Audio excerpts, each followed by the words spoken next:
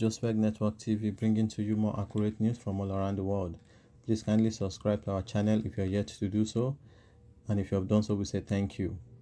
We need you to really share this link so that we can fight these corrupt leaders together, and better our country and make our country great again. Now to the news. Between UK and Nigerian elections.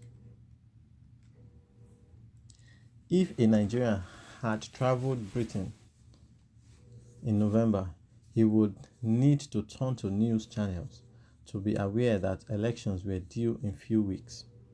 Campaign posters posted on every available space that is characteristics of electronic in Nigeria are missing. He won't find party flags indiscriminately, nor will he see large party mounted at capital cities, football stadium, or public squares are not taken over suddenly for mega rallies. British remain serene. Why not? Because every day Britain has no posters or banner defacing the town in the order to get the attention of customers. You won't find persons with megaphones and loudspeakers wheeling around town noising their product or programs to the discomfort of the neighborhood. Neither is one unable to sleep because of a vigil, nor awakened by a mirage call for prayer. The laws of the land are not suspended because of political campaigns. British is the same before, during, and after elections.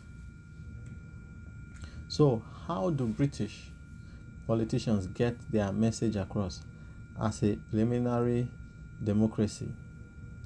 Candidates campaign only within the parameters of their respective constituencies, leaving only party leaders crossing the country. The aspirants are only visible and hear when the postman drops campaign leaflets detailing their community commitment, personal and political promises through front doors. They are also seen in cities, councils, or in open space, talking to a few hundred. You only find them on primetime television along with flag bearers of other political parties, debating their plans and policies before an enlightened electorate. You won't find candidates, party leaders, or supporters clad in the party apparel, dancing clownly in front of nowhere. The gulf in the electorate is obvious. While one boasts of free and compulsory education or up to secondary all her citizens, the other features the highest number of out of school children in the world. Let me mention that UK candidates campaign on their individual merits, unlike in Nigeria, where lower ties candidates submerge their campaign under that of a godfather or presidential candidate. As election day draws closer, everywhere interest highlighting, but the lesson concerned for the Britain is security. There is no need to deploy more security personnel because of the effectiveness of the CCT.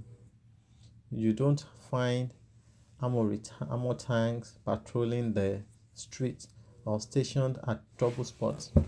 Borders are not closed, neither are businesses shut down.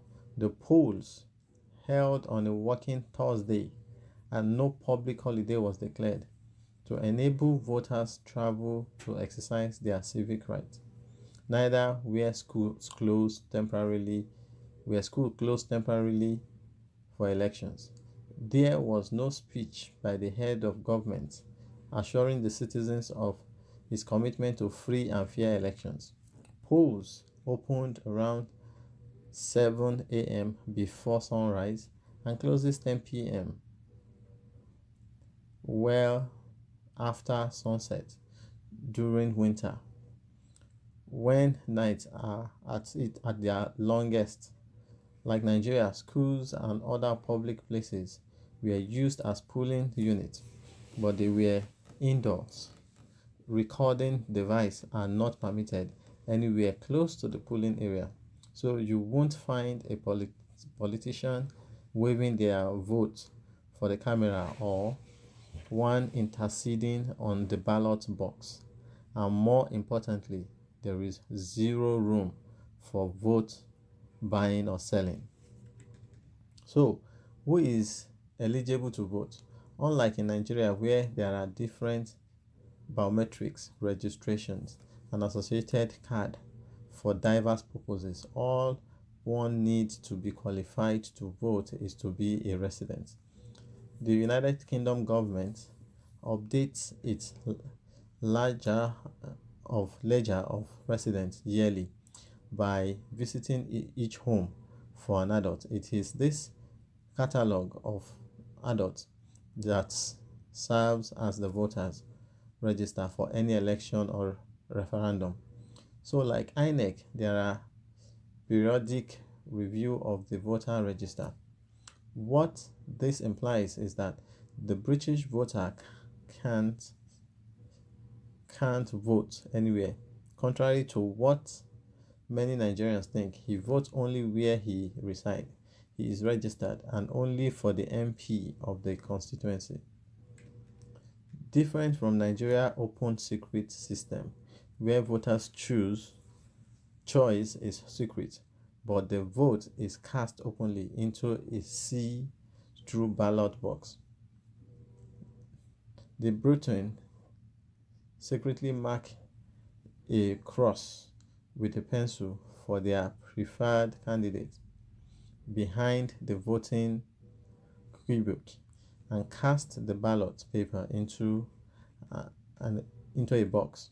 The ballot paper is a simple black and white, probably photocopied sheet of paper containing the name and political parties of the contestants. It doesn't have a serial number or security features and was not a sensitive material kept in central bank vault. The polling booth has 4 electoral officers assigned to check for the intending voter's name in the register, tick it and hand him the ballot paper and ensure there is a queue if necessary. No party agent, no security officers, no stamp pad, no indelible ink on context, no PVC, no card reader, and Nigeria, guess what? No electronic vote. It was manual throughout. As poll closed, the ballot boxes are taken to a center without police escort where the results are collated and announced. The returning officer announced the result of each contestant, who are all lined behind him or her. The returning officer also declares the percentage turnover of the elections for that particular constituency. It is here the winning candidate gives its acceptance speech. No fanfare. The losing candidate accepts the result. By the way, both Nigeria and the UK have 2 dominant parties and dozens of other parties, but no independent candidates. It was then laughable when a Nigerian claimed the controversial victory was rigged because pencil, not indelible ink, were used to vote. Such suspicion don't fly with the British public because power doesn't frail, neither does water. The economy can be banked upon. Inflation won't erode investment, nor does the pound lose its weight to other currency. Coins are still legal tender. Britain lives on mortgage because stories won't change tomorrow. Transportation's schedule is trustworthy as road signs are reliable. Traffic light works. Post office and phone booths still functions in 2019. Groceries are safe for consumption. Likewise, drugs from the pharmacy. Time on the TV or train stations is the same on Big Ben. Hours, minutes, and seconds the same. The society is trustworthy, so elections results will naturally not be contested. So when exit polls were released, they were within the margins of error of the official result. Can we risk pronouncing winners before INEC in Nigeria? It is the trust deficit in Nigerian system that is affecting our electoral process. It is not an unsigned electoral act. Lack of enforcement of the use smart card reader. It is not manual voting. It is not the body language of the man in Aso Rock. The UK has been faithful to its citizens over time, and so their elections don't cost them a limp. It is good governance and societal reform we need to invest in, and not spending our scarce results on endless electoral reform. Well, to me, I agree with everything in this video. I agree with it. And it is time for us to really do something about it, because we are just laughing stock. They just mock us all over the world because we are not doing what we are supposed to do. Just in between Nigeria and Britain now, you see the difference. Things that are not working in Nigeria, they are still working in the British system. Just because they love their country and they do everything that it takes to make sure that their country works. In our own case, what do?